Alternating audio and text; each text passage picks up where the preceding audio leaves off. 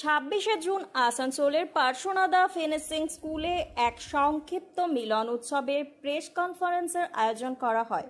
এই অনুষ্ঠানে উপস্থিত ছিলেন কনকধারা সদস্যবৃন্দ এবং বিশিষ্ট সমাজসেবক শ্রী নরেশ আগরওয়াল।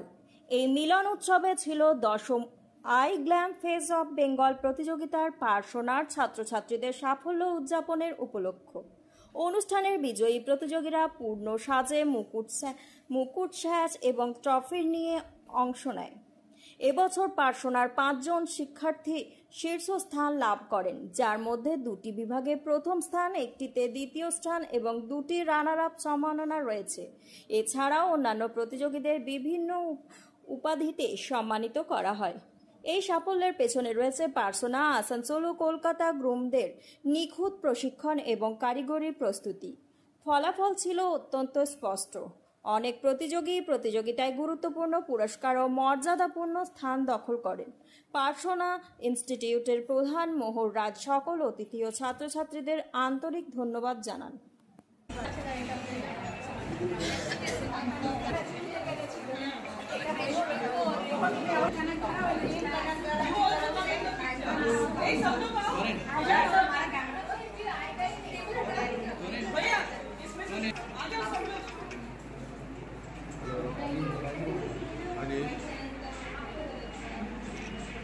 কলকাতায় কখনো এই কম্পিটিশন হয়নি।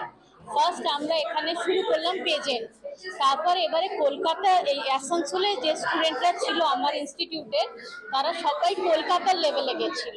তো কলকাতায় প্রত্যেকটি গ্রুপে মানে জুনিয়র থেকে নিয়ে টিন, মিসেস, মিস্টার সব গ্রুপে আমাদের আসানসোলেররাই জিতেছে।